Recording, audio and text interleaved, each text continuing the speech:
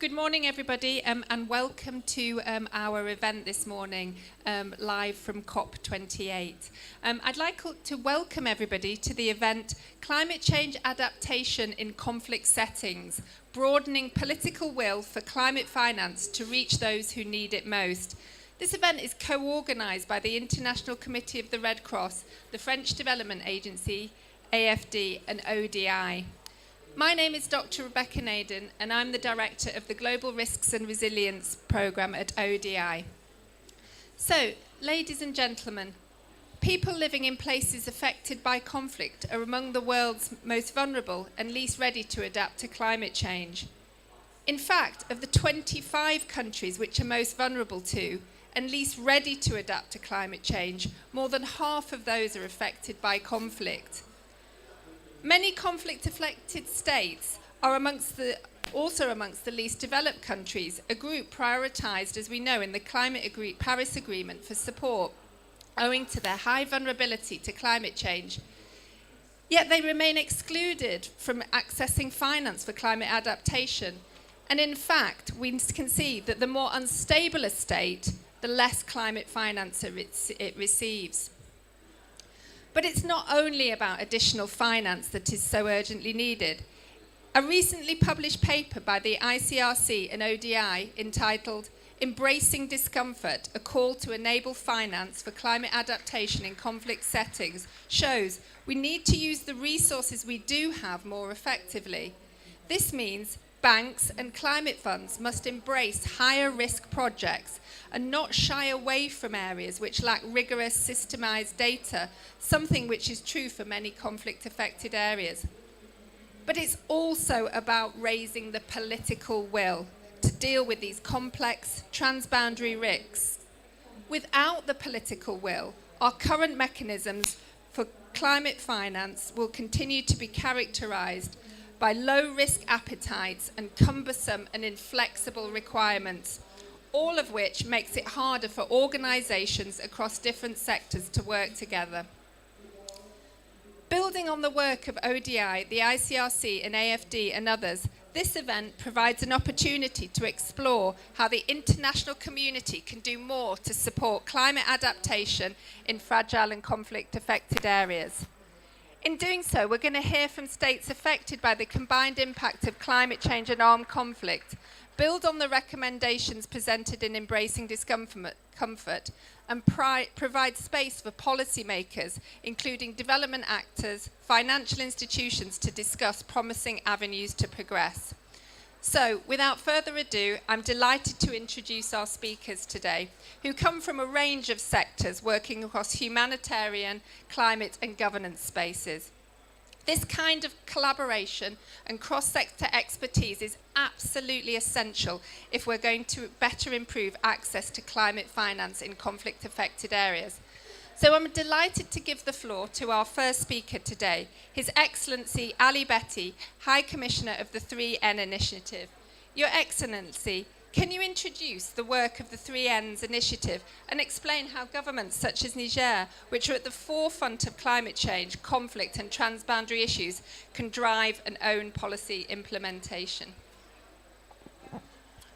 Thank you. Je voulais être sûr que j'ai compris la question, mais si je fais hors sujet, ma voisine va me redresser.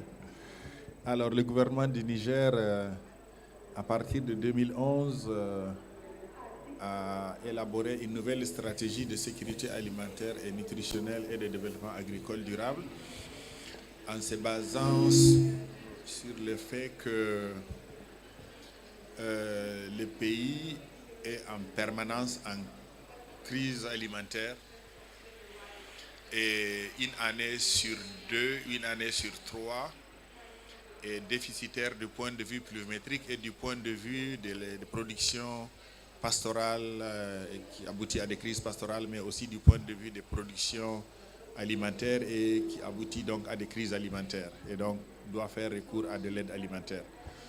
Alors donc le gouvernement en 2011, c'était donc des élections, donc un président qui était arrivé avait dit que le Niger a des ressources en eau souterraine, mais aussi les quantités d'eau qui tombent sont suffisantes pour si on fait des investissements pour retenir cette quantité d'eau, pour la mettre à la disposition des productions agricoles, pastorales et halieutiques, elle serait suffisante pour nourrir la population et même pour produire des excédents.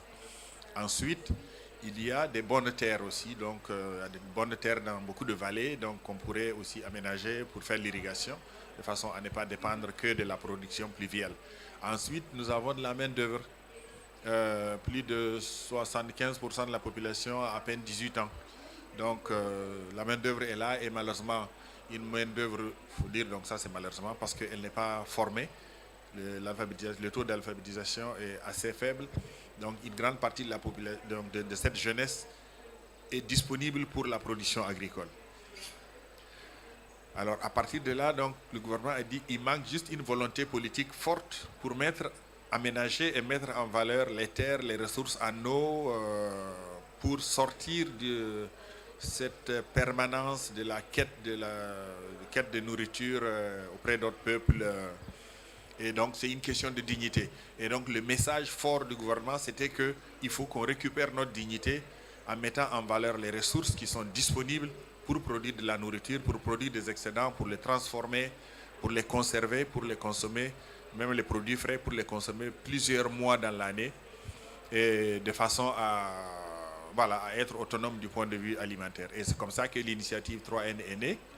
Donc elle a été élaborée, un cadre stratégique autour de 5 axes a été adopté par le gouvernement.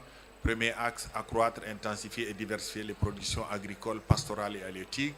Deuxième axe, c'est approvisionner les marchés urbains et ruraux en produits agricoles et agroalimentaires. Troisième axe, c'est renforcer la résilience des populations vulnérables face aux crises et aux chocs en lien avec les changements climatiques. Le quatrième axe, c'est l'amélioration de l'état nutritionnel, parce qu'on est un pays qui a des mauvais indicateurs de nutrition. Et le cinquième axe, c'est la création des conditions favorables à la mise en œuvre des programmes de ces 4 axes. Et donc, à partir de l'adoption de ce cadre stratégique, donc, le gouvernement a mis en place une administration de mission qui est logée directement à la présidence. Ça, c'était pour indiquer aussi que le président tenait très fortement à ce programme de sécurité alimentaire et de développement agricole durable. Et donc, cette administration est chargée de faire maintenant les plans d'action tous les 5 ans, de mobiliser les financements avec le ministère des Finances, mais aussi avec les partenaires en subvention, en prêt, pour financer les programmes. Et les programmes sont mis en œuvre par les différents ministères du secteur, ministère de l'Agriculture, de l'Environnement, de l'Hydraulique, du Commerce, de l'Industrie, etc. et des administrations en charge des questions de sécurité alimentaire, d'alerte précoce et de sécurité alimentaire.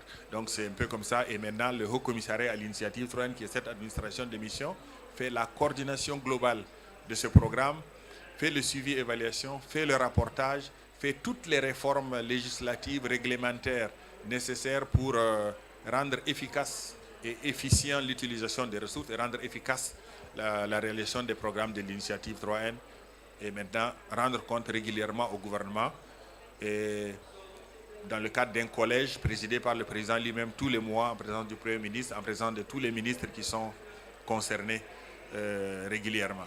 Et la particularité de l'initiative 3N, c'est que comme le Niger est un pays qui est en permanence en crise alimentaire, le programme a été conçu déjà pour faire le lien entre la réalisation d'un programme structurant de long terme qui va sortir le Niger de l'insécurité alimentaire en produisant davantage, mais en faisant le lien déjà avec le fait qu'une année sur 2 ou une année sur 3, on va avoir des crises. Donc il faut intégrer directement la notion de crise, de choc dans le programme structurant. Et c'est là que l'axe 3 il est important dans la conception d'un programme structurant de long terme, parce qu'il y a cette vulnérabilité qui est permanente. Et annuellement, on le voit bien, même si on a une production extrêmement très excédentaire, comme on l'a eu en 2018, on a produit l'équivalent de 7 millions de tonnes de céréales en partant en 2011 de 3,5 millions. On a atteint 7 millions, mais malgré tout, au moins 10 à 15% de la population a besoin d'un soutien pendant la saison sèche. Et le gouvernement fait élabore ce qu'on appelle les plans de soutien, le plan de soutien aux populations vulnérables. C'est des actions de restauration de terres et de reboisement pour permettre de distribuer du cash pour que les populations qui travaillent à ces activités donc d'intérêt collectif, de restauration, de terre et de reboisement, qui puissent acheter de la nourriture pendant ces périodes de soudure. Donc, ils ne vont pas en migration dans les pays voisins, ils restent dans leur terroir, ils ont de l'argent et ils font du travail pour protéger leur terre. Mais aussi pour les populations les plus vulnérables, donc c'est catégorisé, donc elles reçoivent de l'aide alimentaire parce qu'elles n'ont même pas la capacité, la force de travail, ce soit des ménages âgés ou c'est des femmes chefs de ménage qui n'ont même pas la possibilité d'aller travailler à fixer des dunes ou à restaurer les terres. Donc elles reçoivent de l'aide alimentaire gratuite. Mais il y a aussi d'autres programmes qui accompagnent la mise à disposition de ces ménages des kits de petits ruminants, 4 chèvres, 1 bouc. Ça vous permet de reconstituer rapidement un capital productif et avoir des boucs que vous pouvez vendre au fur et à mesure parce que bon, ils ont une croissance rapide. Donc rapidement, vous reconstituez les capacités productives d'un ménage pour qu'elles se relèvent au fur et à mesure et elles rentrent parmi les producteurs. Donc de ceux qui ne peuvent même pas produire, ils vont devenir des producteurs. Maintenant, dans ce contexte de changement climatique, on a dit qu'il faut que le programme de l'initiative 3N essaie d'être le plus adapté possible ou prenne en compte le plus possible les changements climatiques. Donc, qu'est-ce qu'on regarde? On va regarder, par exemple, si c'est une production végétale, pour les cultures pluviales, quelles sont les semences qui peuvent produire désormais dans des cycles très courts? Comment utiliser la fertilisation? Donc, on est le pays qui utilise le moins d'engrais, moins de 5 kg d'engrais par hectare en moyenne, mais on utilise surtout la fumure organique localisée avec les techniques de water harvesting, donc la fumure localisée en petite quantité et les semences cycles courts sont produites. Voilà un peu les types d'actions qui sont faites pour tenir compte de la fragilité, on va dire, de l'environnement du Niger. Maintenant, ce qui est le plus important, c'est vraiment la volonté politique extrêmement forte de sortir, de prendre cet environnement, de poursuivre un programme qui est structuré dans ce contexte-là et d'atteindre les résultats. Les résultats, on a pu en obtenir des résultats intéressants parce qu'en 2020, on a fait l'évaluation de 10 ans de mise en œuvre. On a réalisé qu'on a réduit la pauvreté rurale de 10 points. On est passé de 55% de pauvres ruraux à 43,6 ou 44. Donc on a réduit ça, on a augmenté, on a doublé pratiquement le GDP du secteur. On a restauré plus d'1 million d'hectares, donc à peu près 200 000 hectares par an. Donc, pardon, ça c'est donc un plan d'action sur un an, donc pratiquement 2 millions sur les 10 ans. Donc on a fait énormément d'efforts. Et on a vu que s'il y a la volonté politique, on peut vraiment réaliser des choses et on a multiplié, augmenté les rendements aussi selon les cultures, selon les situations. Et une chose importante aussi, c'est le développement des cultures irriguées. En 2011, on produisait l'équivalent de 186 000 tonnes équivalent céréalier, donc de production maraîchère irriguée. Et 10 ans plus tard, on a multiplié par 6 la production irriguée en équivalent céréalier. Donc c'est une contribution importante de l'irrigation, la contribution importante de l'irrigation au bilan céréalier national. Donc là maintenant, on est rentré dans un nouveau plan d'action 2021-2025. Et là, nous avons dit que sur la base de 3 millions 100 d'équivalents céréaliers produits par les cultures irriguées, on va les multiplier par 3 sur les 4 ans, les 4-5 ans prochains. Donc voilà à peu près ce qu'on est en train de faire. Et s'il y a la volonté politique forte, on mobilise les ressources, on peut avoir les résultats. Mais il se trouve que en 2011, quand le gouvernement a commencé cette politique, avec l'intention d'avoir assorti le Niger de ces cycles d'insécurité, les crises sécuritaires sont venues. La guerre en Libye qui a envoyé le flot des hommes armés au nord du Mali. Al-Qaïda est venu se mettre avec eux. Ils ont commencé à attaquer les pays voisins, le Mali, le Niger. Maintenant, ils ont métastasé. Ils sont pratiquement allés vers le Bénin, le Burkina, le nord du Togo, un peu le Ghana, un peu la Côte d'Ivoire. Bon, heureusement, ceux-là, ils ne sont pas encore très affectés. Mais on voit bien qu'ils sont en train de progresser. Et ça fait que le financement de la sécurité ministère de la Défense, ministère de l'Intérieur, ils absorbaient seulement 7% du budget national. Maintenant, ils absorbent 17 jusqu'à 20% certaines années, donc à peu près 17%. Donc c'est plus de 10% du budget qui devrait aller à l'agriculture, à l'éducation, à la santé, maintenant qui est allé dans la sécurité.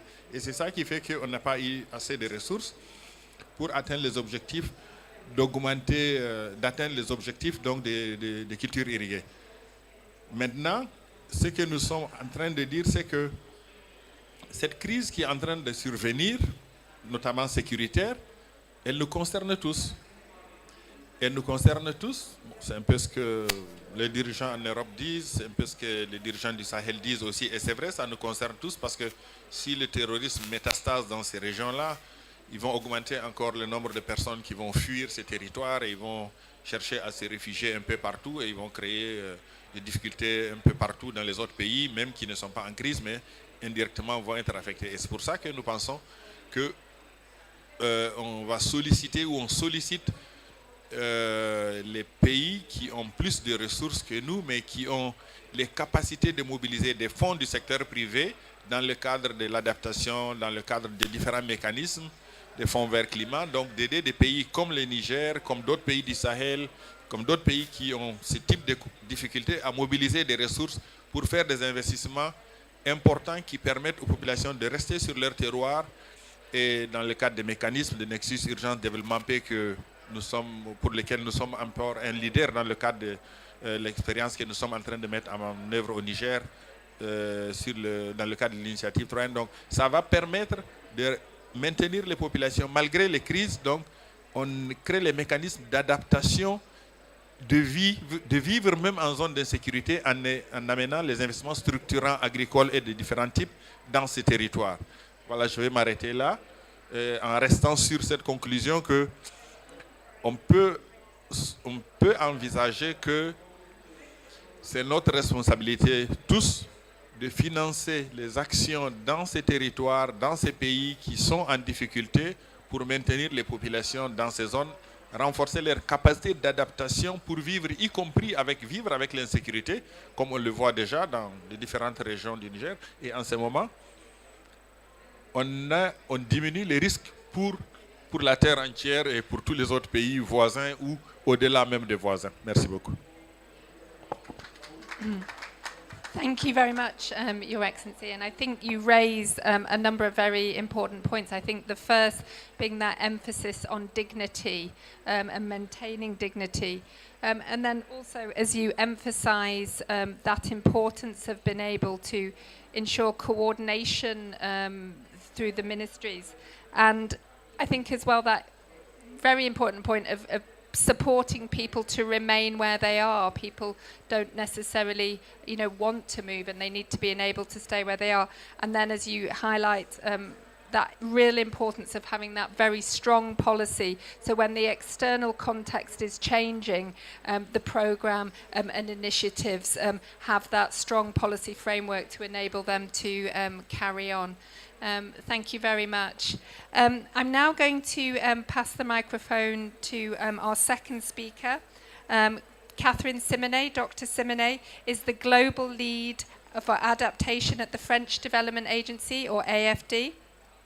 Dr. Simonet, in the context of increasing and complex crisis, how is France, and more particularly AFD, looking at the relation between climate and conflict? And how does this translate into finance and project operations on the ground? Thank you. Thank you very much, and I'm very happy to speak on this topic today. For AFD, it's a sort of a frontier or new topic. We are a development bank, so it's really important for us to also highlight that we also consider this topic. In the recent year, we've seen an increase of conflict and conflict and crisis affecting AFD's activities and also AFD's country. And this compounds risk are undermining the vulnerable population, but also all the achievement of development. And I think your presentation really highlights and set the scene about how all of this progress on development and adaptation are undermined by this crisis. So as a consequence, AFD has looked more recently about the relation between climate change and security, considering security as a human security, so question of dignity, access to food security also. We recognize that climate change may not be a driver of conflict, but it's a risk multiplier, so it will affect and undermine livelihoods. It will affect and force people to move, even when they do not and they would prefer to stay where they are. And it will also affect their assets and the natural resources. So for us, and as recalled by the last working group to report on by the IPCC, I think that we have to tackle this new crisis and these component risks all together in order to also secure development investments. The ability of our government's partners is also affected by this insecurity and their capacity, and you explained it much more better than me, to provide adaptation and development and to support the population. So for these reasons, AFD sees its involvement in fragile states and its commitment on climate change, especially on adaptation, coming closer and closer. And the two topics, we recognize that the two topics are sharing common issues and common principles. For instance, the do no harm approach that you can find on the peace building approach is really close to our no regrets principles that you can find on adaptation. We also see relevance to really link the regional to the local approach, because on security has on adaptation this exchange or this connection between the scales are very important. We also recognize that we need to support a cross-cutting approach, looking at several sectors in the same time in order to tackle the different risks. And this also is common issues that we can share between the two areas. Thus, what we would like, and I think Niger is a very good example, is really to find opportunities to get these two topics to work more closely.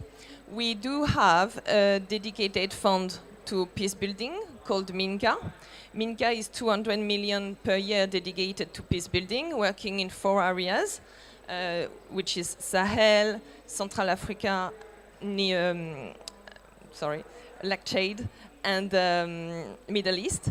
And Niger is one of the countries that benefits from this fund. We do have opportunistic investment that link already under these funds, disaster risk reduction and peace building, for instance, in Lebanon, where we do already fund a project linking the two issues, like about doing more on social mediation and on disaster risk reduction. But we do think there is opportunities for a more systemic approach and for even including adaptation as really a critical in the critical factors, an objective in the next phase of MINCA. This is something we are working on in order to get more adaptation objective within this dedicated peace building fund. In the same time, it will be also an objective of cooperation, because we do have also adaptation project, dedicated adaptation project and facilities such adaptation that are already working and will work. This facility will work in Niger in the next coming year, more broadly and more at adaptation level and national level. So it will be also an issue for us to having this development project, this adaptation project connected to all our investments, so we can mainstreaming adaptation in all our investments. and also having a dedicated approach adapted to the context in these areas. Thank you very much, Dr. Simone, for outlining AFD's approach. And I think you make an important point when you say, peace building has the sort of mantra of do no harm and adaptation, no regrets. And those two are sharing very much the same approach to addressing the problem. And I also think it's very sort of innovative as well of AFD that, you're really thinking about adaptation at different scales. You're thinking about it at the local, you're thinking it about the regional. And when we're thinking about the climate security agenda and supporting adaptation in fragile and conflict affected areas, those scales are even more important because many of the challenges are transboundary. And also, thank you, yes, for outlining the work that you're doing on developing perhaps more opportunities to be integrating climate adaptation into the Peace Building Fund, and that's exactly the type of thinking that we are calling for. Thank you very much. I'd now like to move on to our final speaker. Patrick Youssef is the Regional Director... Sorry. Okay.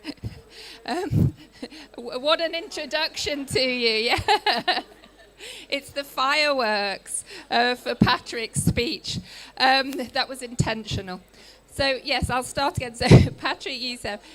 This is it. I've really built you up now. So, Regional Director for Africa, ICRC, an organisation, as we know, that witnesses how climate change is dramatically affecting vulnerable people in conflict areas across the globe, and do a tremendous amount of work in that space.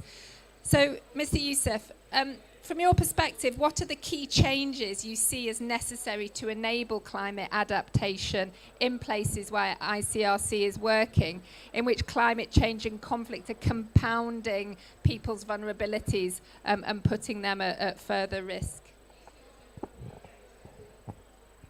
Thank you very much. So maybe before I attempt and answer the question, je voulais juste souligner l'importance de la collaboration que nous avons avec le Niger, notamment dans le domaine de l'adaptation climatique. Et ce n'est pas par hasard que nous sommes effectivement dans ce panel avec un partenaire très fiable avec lequel nous avons travaillé depuis assez longtemps sur des projets d'adaptation, mais aussi un État, et donc la complémentarité entre l'État et un acteur humanitaire, mais aussi la présence d'un acteur de développement nous a, je pense, répond quelque part à la question. Maybe to switch to English before I dwell into what kind of changes are required. I think we all have to acknowledge that until recently, armed conflict settings were identified as a space where belligerents, victims, and humanitarian organizations only occupy the space. And that analysis, in a way, has been very much present in countries of armed conflicts, from Afghanistan to Somalia, and that is unfortunately the experience we have. But today I think the paradigms have shifted so immensely that when we look at an armed conflict setting, one has to have all the elements at hand to ensure a very comprehensive analysis, and then invite the relevant actors to participate, ensuring that a modest approach by humanitarian organizations enable first and foremost an honest assessment of the do's and don'ts and the capabilities of each and every actor. So I just wanted to underline that before putting forward first and foremost the challenges.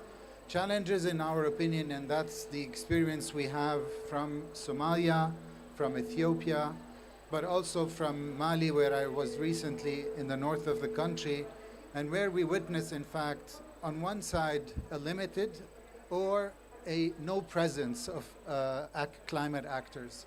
And we have to be honest. I'm saying sizable climate actors because we have to acknowledge that there are national, organically grown organizations that do a tremendous job on the ground and unfortunately don't have enough support. The second challenge is related to the risks involved for those actors to be present, meaning the security situation, the fact that today's armed conflicts are asymmetrical, namely opposing governments to non-state armed groups, sometimes jihadi armed groups, sometimes otherwise as labeled as terrorist organizations. And these risks are important to understand. And the third, I think, it's the limits to scalability of certain solutions. Development actors or climate actors don't want to come and repair a hand pump. They want to be able, like the Agence Française de Développement, to think at solutions at scale. And unfortunately, when we are in places governed by armed conflict, there are limitations there. And maybe to go quite quickly and summarily to your question, I think the first change that needs to happen is, and that was indeed exemplified in the paper that we co-signed, and indeed ICRC and many other very relevant actors in this field, is first and foremost to review how financing mechanisms are governed to ensure that risk averse is indeed tackled and the right assurances are provided to those actors to be able to intervene. And again, I'm referring to the recent collaboration we have with AFD in the Lake Chad region, or with the World Bank in Somalia back when the nutrition side of things, 2017 famine declaration, allowed the World Bank to work with us in a very unstable context. So that is, I think, one of the recommendations. The second is the provision of climate financing at different levels and at different scales, so to allow the small, the medium, and the bigger projects to really take place and indeed be scaled. And that indeed speaks to the differences in context that we work and operate in. When we have a desert low-cost invasion in the north of Ethiopia, one treats it totally differently than a flooding with abundance of water in the Sahel region. And again, I think that's a very important element to take into account. Third, I think the changes need to be also with the present actors on the ground, and the adaptation that these actors have to incorporate to be able to be fit for purpose to do the job. And I'm saying that because we have proof that so many are pretending to be climate actors, and unfortunately that's taking them into bringing more finances and less outputs. And the third I want to mention is, I think optimizing complementarity is essential. Again, in the concept of trust and modesty, one has to know its limits. ICRC has a mandate to be active in conflict settings, in violence settings, but also has listened to what people, after 10 years or 31 years of war in Somalia, are asking us. They're not asking us anymore for that 100 kilos of rice or olive oil because they've received it for 30 years. They're looking at enhancing their lives, looking at how they live in a decent and dignified way. And that's, I think, complements what other actors can do. And maybe last but not least, information as aid. What needs to change is also considering the importance not only on early warning signals, which should be accompanied by solid mechanisms to not only see the red light flashing, but act upon it. Did we do that this year for 2022, where the food insecurity is ravaging many parts of Africa? Maybe, but have we acted on it? I don't think so. So where I think maybe a paradigm shift should be included in the response is about information that reaches the farmers, the herders in a timely manner. That's what we're, for example, doing when partnering with the meteorological services in a country like Mali to ensure that the information is received on timely manner and acted upon. So this is my modest contribution to your question. Thank you. Thank you very much, Patrick. And I think you've done an excellent job of outlining some of those challenges there. As you say, the asymmetrical nature of warfare and also the limits as well to the scalability. But then I think, as you say, in terms of what can be done, this issue just keeps coming up, this need to tackle the risk aversion, which is not an easy one to tackle, because at the end of the day there are many risks, and funders and lenders have well-established risk matrix. But I think, you mentioned as well about, bringing the right actors together and listening. And I think in order to break down some of that risk aversion, it's about having those people together in the room so that people really understand exactly what the risks are and not just how the risks are perceived, because they can be quite different. And as you say, and I think this also touches on the point that His Excellency made about dignity and about ensuring that dignity is supported by people on the ground getting the right information that they need and not being excluded from those discussions and from receiving that information. We now have opportunity for a few questions. So I would like to open up the discussion to the audience, both in the room and online. If anybody would like to ask a question of one of our panelists.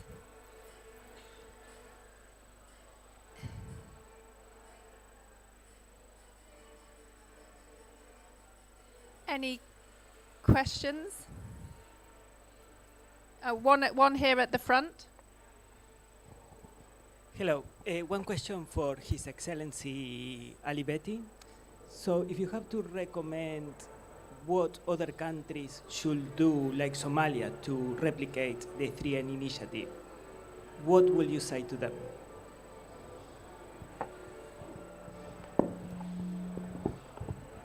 It's simple. I tell them to come to Niger, then we can sit together, we will share and we'll show them something in the field, to have them speak with the stakeholders of this strategy. Then they will learn what is good for, what would be good for them and what is not something to take. But dans un pays en crise, comme la Somalie, je pense qui est affectée par les vulnérabilités climatiques, écologiques. Donc je pense que l'initiative 3N est une stratégie qui peut être une base pour construire quelque chose pour eux, parce que elle se base sur l'analyse de l'environnement du pays, l'analyse de la société, l'analyse des systèmes de vie pastoraux, systèmes de vie agricoles, agro-pastoraux, etc. Et pour les objectifs des systèmes de vie comme un système de vie agricole, agro-pastoral ou pastoral, qu'est-ce que je dois construire dans cet environnement et comment je dois m'organiser dans un environnement comme ça pour m'en sortir.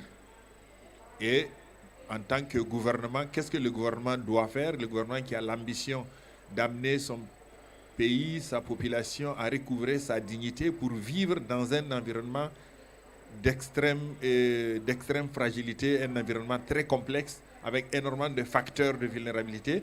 Donc je pense que c'est une stratégie qui pourrait utilement être partagée avec un pays comme la Somalie, tout comme on le partage avec beaucoup de pays d'Afrique de l'Ouest qui sont assez impressionnés par la capacité de faire la coordination multisectorielle d'une politique comme ça, avec normalement des administrations qui sont très verticales et où chacune travaille en silo. Et donc comment on a réussi à faire travailler les gens de façon synergique et en complémentarité autour de programmes qui ont été élaborés ensemble.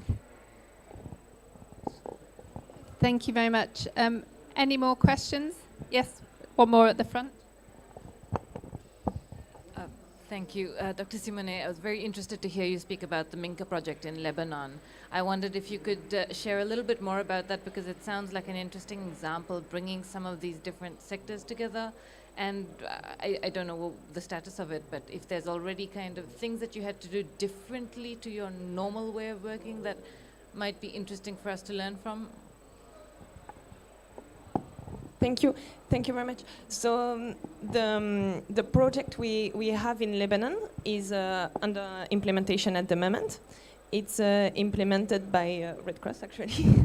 And it's a project that is focusing on disaster risk reduction and floods.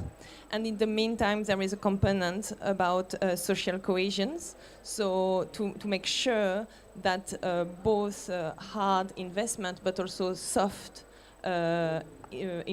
these activities are combined, and so we can have a long-term planning in flood management and adaptive response to these floods, and in the main terms reinforce cohesion. And I do think, and there is several paper from ODI on disaster risk reduction showing how DRR could be an entry point, an interesting entry point in this fragile context for building cohesions and for peace building investment. And I do think that adaptation is also an entry point. We had also some paper, and I'm seeing my colleague on the back, my former colleague on the back, when we were on ODI, there is some paper also explaining how adaptation can be an entry point for accelerating social cohesions. And I think that we can rely on this example for doing a bit more and for informing such project like program like MINCA. MINCA Fund is funding several projects that aim to building peace, and sometimes we can see that disaster risk reduction can be an entry point, and I do think, and we will work together with ICRC and with ODI to find a way where adaptation can also be an entry point for accelerating peace building. Thank you very much. Any more final questions? Oh, one more there, second row. This is for Mr. Youssef. Can you explain a bit more what changes we should be making to how financing mechanisms are governed so it's easier for people to access these funds? Well, I think I'm just going to first and foremost share our own experience. So the concept of our intervention lies with the following theory. We can't wait for the wars to stop to start intervening. We can't put an inequality in the type of response we do. Hence, we already have started indeed looking at how we adapt our own programs, how to green our own selves, how to be able to quickly shift into climate sensitive programming. And hence the finances that the ICRC received has been quite substantial when it comes to specific programs related to water, health, and food.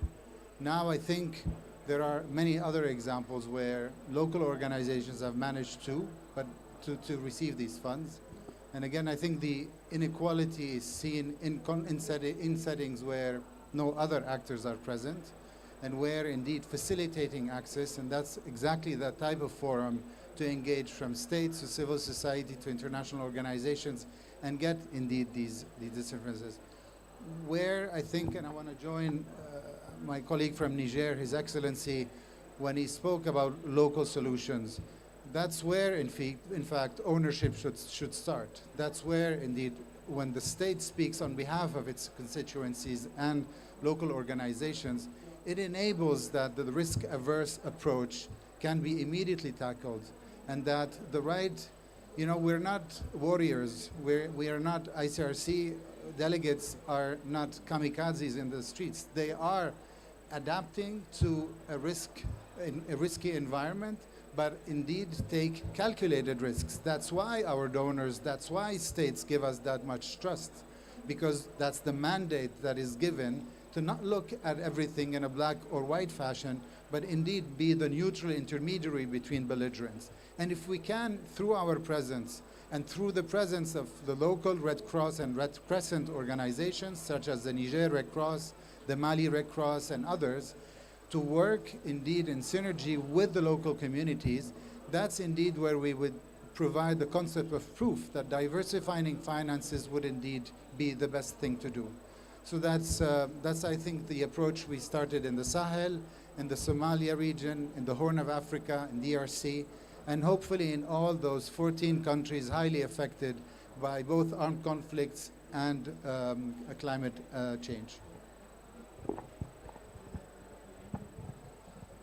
Thank you very much. Perhaps a question from myself, if I may, to the panel. So obviously we're at COP27 now, but you know COP28 is on the horizon. From your perspectives, what would you like to see? Where would you like to see us be in terms of this agenda by COP28?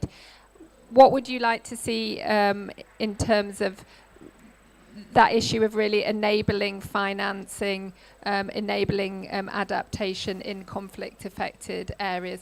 Maybe I start with you, Patrick. You know, I would like us to put our actions where our words were since the Istanbul Conference on Humanitarianism, and all those who brag about the necessity to implement the Nexus approach. The Nexus approach has unfortunately been defined as only a financial bridge between humanitarian and development. But it's exactly the opposite. It's exactly what we three mentioned about the necessity to have the diversity of other actors around the table that can work in complementarity. The state, development actors, humanitarian organizations, civil society, but most importantly, putting peoples at the center. And I think for COP28, if we manage at least to ensure that trust building amongst organizations and those indeed who have access to the ground, ensuring equity in the response is ensured, I would think that COP28 would be about weighing on the results. This is a COP for action, but then I think in a year's time we have more than enough time to see these results in action. And I'm telling you that because this will be the 5th year in Somalia without much rain.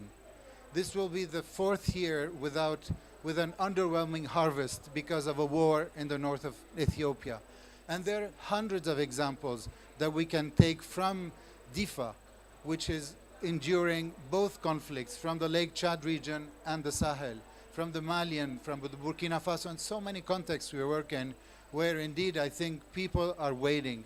And simply put, when humanitarian needs are increasing and humanitarian responses are unfortunately in a statu quo because of the funding and the international environment, one has to be smart and look at innovative financing and bringing other actors to the table, such as development actors, private entities, etc., etc. I will just say the question in French. So, non, donc où est-ce que je souhaiterais, ce que je souhaiterais pour l'agenda sur l'adaptation dans les contextes fragiles pour la prochaine COP. I just would like to recall that it's really new agenda for the French Development Agency. Even the peace building agenda is really new. Minca Fund is quite new. Before 5 years ago, AFDs used to close agency when there were conflict in the country. It's not areas and contexts that we used to have. The global context and the more broader complex risk and crisis has led us to tackle the topic, but it's really new, so unfortunately our objective is maybe not as big as yours, but I do think that for AFDs it would be interesting to start to more value what we are already doing, because we know that we are already financing resilience to crisis and climate change in conflict. We have projects that are tackling the both objective, but we are not able to value them, to follow, to learn from them, and to track our impact as we would like. So I think that would be our first objective for the coming year. And the second objective is the project we have in common and we have more broadly, which is to start to being proactive on the topic and having pilot projects, so thinking about how to design a project from the beginning with government, with our partners, to be able to have as a principal objective the resilience of the population, resilience to crisis and conflict, and resilience to climate change. And this, like, if we start to think with our country partners and to think with our implementing partners on how to design such kind of project, what does it request, how does it look like, regarding also our characteristics as a bank, so also what we required from our sides, I think would be a major step for the following year. Merci. Dans le cadre de la mise en œuvre de l'initiative 3N, nous avons établi des stratégies pour travailler dans des zones en crise. Et les crises sont de toutes sortes. Les crises récentes de cette décennie, celles qui sont consécutives à l'apparition des groupes terroristes qui ont occupé le nord du Mali, qui ont débordé sur le Niger, qui ont débordé sur le Burkina, et la crise du lac Tchad que nous avions, donc de Boko Haram du Nigeria, qui a fait que depuis 2015 au Niger, on ne peut plus produire quoi que ce soit dans l'île du lac parce que les gens n'ont plus accès. Nous avons travaillé dans ces contextes. Waouh! Nous avons travaillé dans ces contextes, avoir des stratégies pour travailler avec les populations qui vivent dans ces endroits, pour qu'elles se stabilisent dans ces endroits, pour qu'elles soient résilientes dans ces endroits, en dépit des crises. Donc nous avons établi ces stratégies. Et la toute dernière expérience que nous avons eue, c'est sur toute la frontière du Burkina, du Niger et du Mali. Toutes les communes qui sont sur ces frontières où il y a le plus d'insécurité, nous avons co-construit avec l'Agence française de développement sur l'outil Minka, justement, que ma collègue a évoqué. Nous avons construit un projet qui assure qu'on a développé pour le gouvernement tous les outils nécessaires pour travailler dans ces zones-là.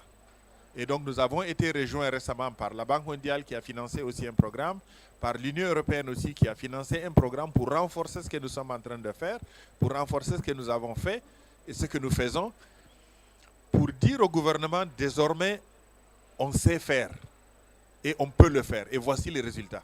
Et pour cela, si même les ONG internationales ont des difficultés à aller, on dit aux ONG internationales, on vous donne les ressources, mais prenez les ONG locales, prenez les associations locales, prenez les leaders locaux. Dans chaque commune, dans chaque communauté, dans chaque village, voyez comment est-ce que vous pouvez utiliser le leadership de ces personnes locales, de ces institutions locales, des chefferies traditionnelles, des associations de jeunes, de femmes, etc., ces associations, ces partenaires ont la capacité de faire fonctionner des mécanismes dans ces zones pour remettre de l'activité de sécurité alimentaire, pour remettre de l'activité d'éducation, pour réorganiser l'accès à la santé, l'accès à l'eau, etc. Donc, utilisons tout ça. En utilisant ces personnes locales, on arrive à faire ça, mettre ça en place. Maintenant, pour assurer qu'on le fait dans tous les territoires qui sont en difficulté, mais aussi au-delà, parce que l'initiative 3N, c'est aussi du développement, ce n'est pas que de la gestion des crises passagères. Donc, ce qui manque pour réaliser suffisamment, pour avoir suffisamment d'impact, pour assurer qu'on a stabilisé toutes les populations alors qu'on a les outils, ce sont les ressources financières. Nous discutons dans le cadre de cette COP, dans le cadre de la COP 26, et nous allons certainement en discuter dans le cadre de la COP 28, mais je souhaiterais qu'avant la COP 28, que nous ayons mis en place tous les mécanismes et nous avons mis les mécanismes pour accès aux fonds. Parce que même quand on dit qu'il y a des fonds d'adaptation accessibles, ils ne le sont pas en réalité, ou ils le sont très peu. Parce que les États sont relativement faibles pour avoir les capacités de comprendre toute cette administration bureaucratique extrêmement complexe avec des outils de toutes sortes ou des... Oui, c'est ça, les outils pour accéder à ces financements, les mécanismes pour accéder à ces financements, c'est tellement compliqué. Donc, mon souhait en 2024, là, quand on va aller à la COP 28, c'est que sur l'année, on a travaillé et tout le monde a mis son effort pour qu'on augmente les ressources, mais surtout qu'on simplifie les moyens d'accès à ces ressources pour qu'on puisse travailler en faveur des communautés qui sont dans des situations extrêmement complexes. Merci. Thank you so much. I think that concludes our event today, but I just want to just sort of summarize, briefly some of those points that we've just heard. I mean, I think it's quite clear, perhaps we're not all starting from the same point. As we heard, AFD is starting to think about this area more, ICRC sort of well established. But what is also clear, as His Excellency said, it's really about engaging local communities on the ground and really pushing for that co-development. And as we've heard many times, these mechanisms for accessing climate finance are rather complicated.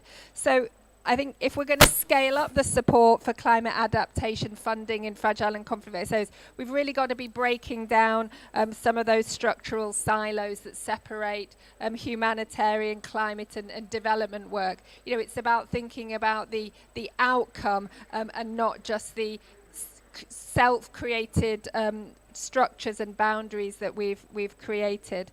So I think the panelists have also really emphasised, as we hear so often at the COPs, not just this one, but all those that have gone before, now really is the time to act. And we really must move beyond restating the problem, which we are all very good at. But what we really need to do now is really bring this to the agenda at this COP and the next COP going forward, but essentially sort of to really get moving on this. So as Patrick and His Excellency say and Catherine say, to really see some results in action on this agenda. So much work has been done already, but as always, more is needed. Thank you so much to our panelists and thank you to the audience as well.